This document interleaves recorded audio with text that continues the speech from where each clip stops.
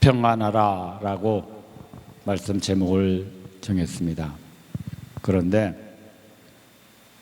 평안하라 하는 것은 제가 하는 게 아니고 주님께서 여러분들에게 평안하게 살아라고 평안하라 라고 말씀하시는 줄로 믿으시기를 바랍니다. 오늘 읽었던 본문의 말씀을 보면은 그리스도의 평강이 너희 마음을 주장하게 하라 라고 말씀하고 계세요. 그리고 너희는 평강을 위하여 한 몸을 부르심을 받았나니 너희 또한 감사하는 자가 되라 라고 말씀하고 계십니다. 평안하고 또 감사하는 자가 되어서 하나님께 영광을 돌리라, 이렇게 오늘 본문에서는 말씀하고 있어요. 평안함을 누리며 하나님 앞에 감사하고 시와 찬송과 신령한 노래를 부르며 하나님을 찬양하며 또 감사하는 마음을 가지고 더욱더 하나님을 찬양하라, 이렇게 본문에서는 말씀하고 있어요. 그런데 한 가지 우리가 한번 생각을 해보자는 거예요. 여러분들 모두 평안하십니까?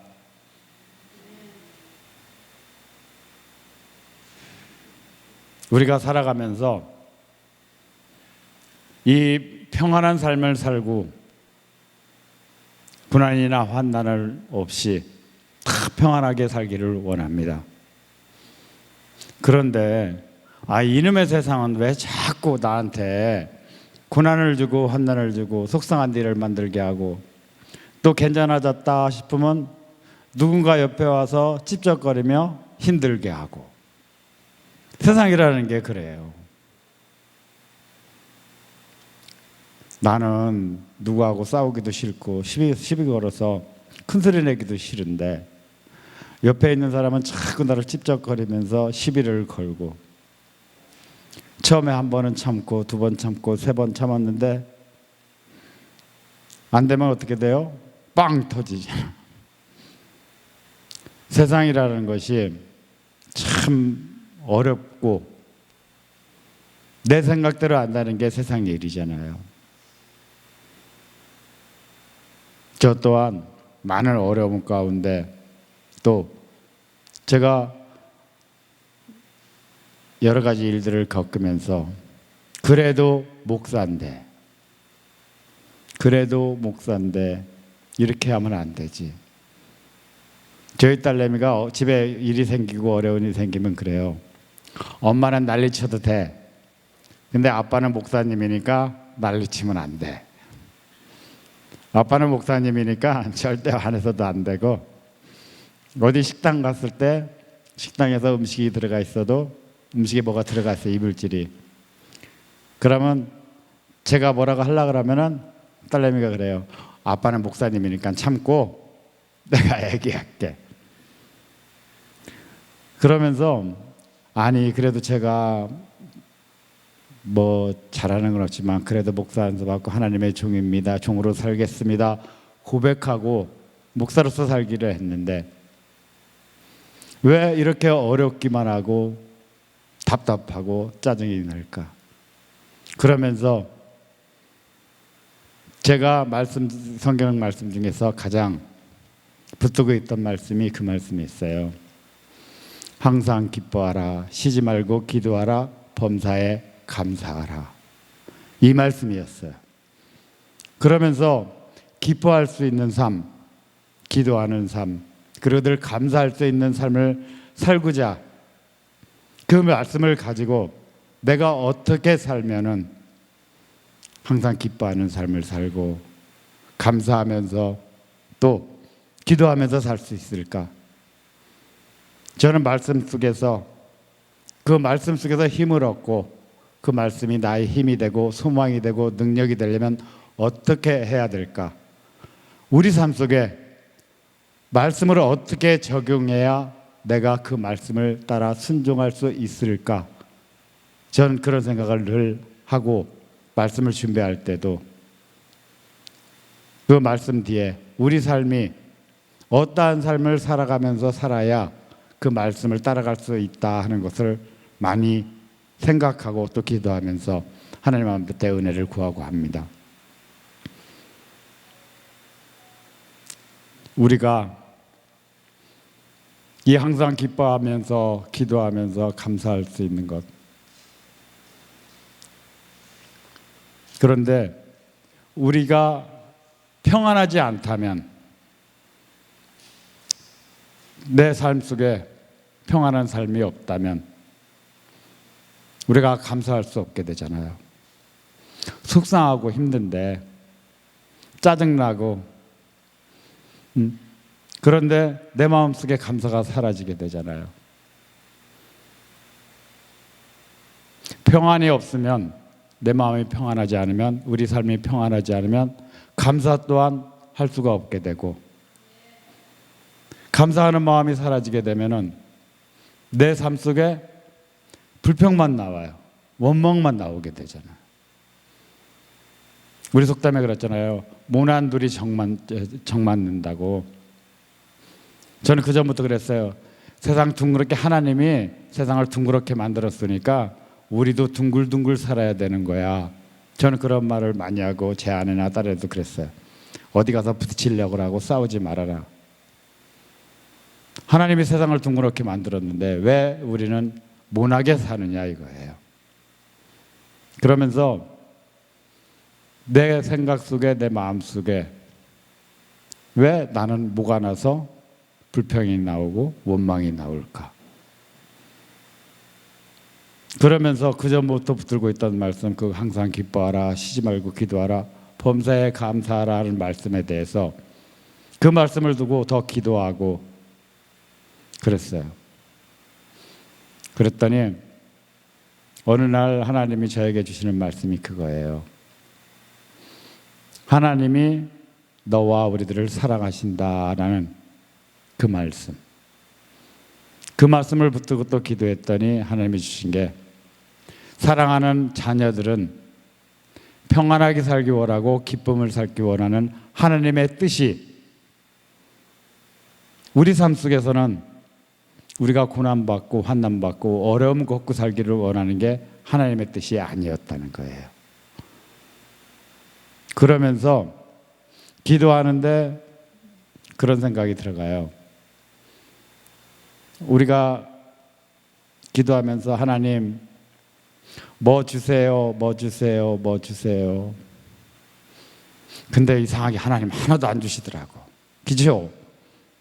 뭐 주세요, 주세요, 주세요 했는데 우리가 생각하는 대로 하나님이 딱 주시지를 않더라고. 꼭 하나님은 다른 방법으로 바꾸어서 주시더라는 거예요. 그러면서 성경 속에서, 성경을 읽고 성경 말씀 속에서 우리가 감사함으로 하나님께 아뢰라. 그리고 받은 줄 믿고 감사해라. 아니, 받지도 않았는데 받은 줄 믿고 감사해라. 힘들잖아요. 그런데 우리가 살아가면서 평안을 누리고 사는 것, 기쁨을 누리고 사는 것, 이것이 모든 것이 하나님의 뜻이라면은 우리가 하나님이 주신 평안을 우리는 지켜야 되는 거예요. 오늘 본문의 말씀에도 그러잖아요. 그리스도의 평강이 너희 마음을 주장하게 하라. 하나님은 이미 우리가 평안하게 살기를 원하셨고, 예수를 믿고 하나님의 자녀로 살아가기 위한 우리들은 이미 하나님께서는 우리에게 넘치는 평안을 부어주시기 위해 이미 준비를 다 마치셨다는 거예요. 그러면 우리는 그것을 받아서 누려야 되는데 어떻게 해야 그것을 받을 수 있느냐 하는 겁니다.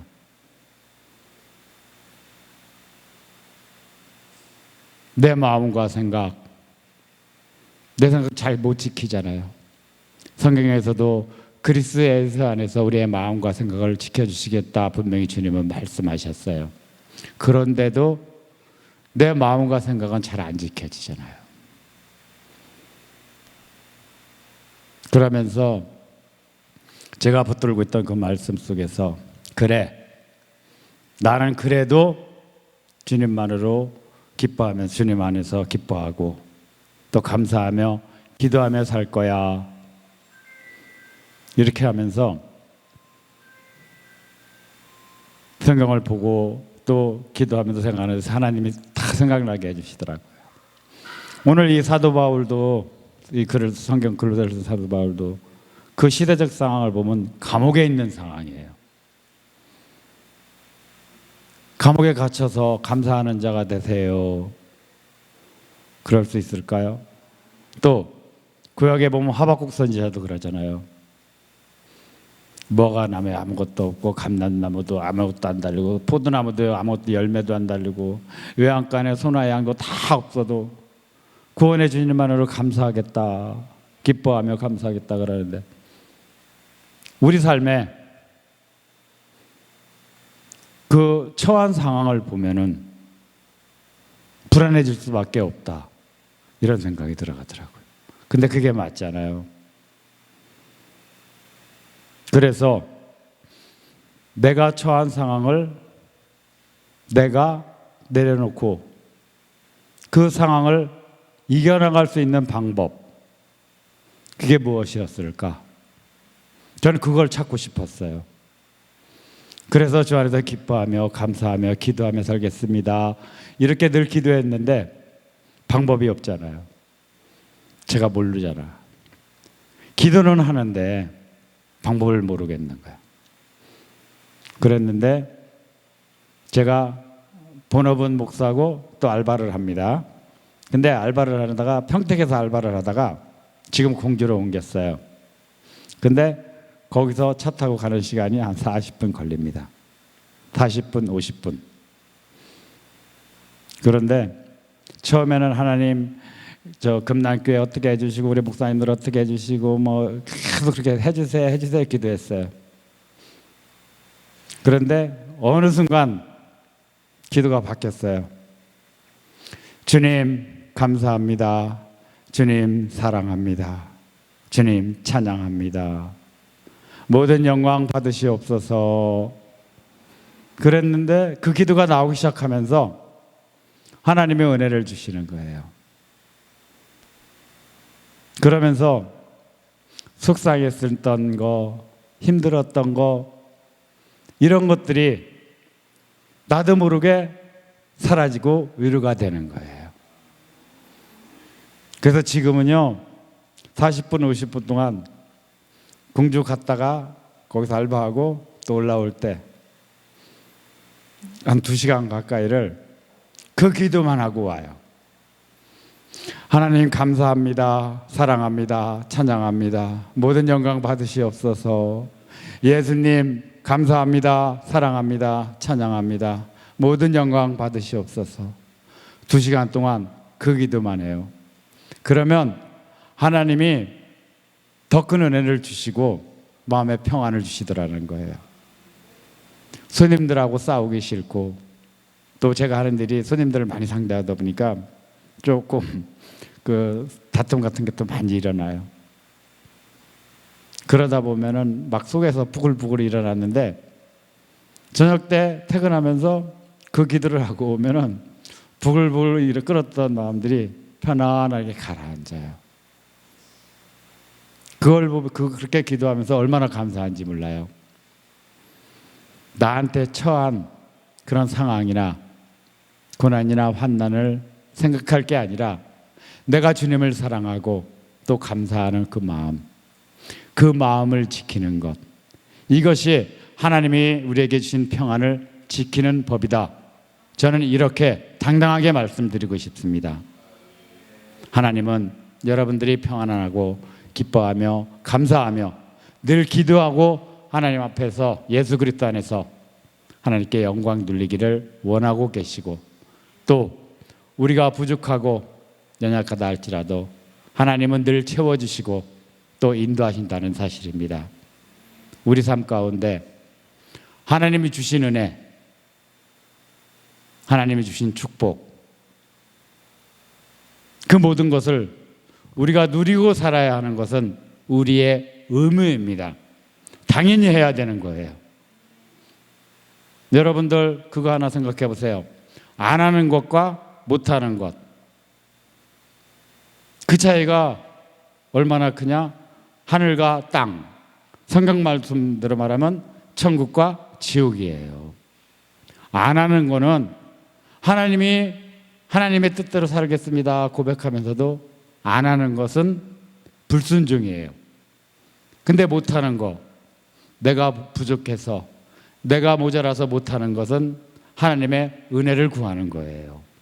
그렇기 때문에 무엇인가 난 안 할래 하고 하는 것이 아니라 내가 할 수 없다면 하나님의 은혜를 구하고, 더 나아가서 하나님이 주신 축복과 은혜를 누리고 살아가는 것, 그리고 더 나아가서 주님이 우리를 사랑하신 그 사랑 세상에 전하고 또 그 사랑을 똑같이 행하기 위해 주님을 닮아가는 삶, 그러한 삶을 살기 위해 여러분 삶 가운데 또 여러분의 마음과 생각 속에 그리스도의 평강이 주장하고 더 나아가 감사하는 자가 되어서 하나님 앞에 감사하며 또 하나님을 찬양하고 17절 말씀에 있는 것처럼 무엇을 하든지 말에나 일에나 다 주 예수의 이름으로 하고 그를 이름으로 하나님 아버지께 감사하라. 이 감사하는 감사가 우리들의 삶 속에 넘쳐날 수 있기를 바랍니다. 우리는 부족하고 모자라지만 하나님은 모든 것을 하실 수 있습니다.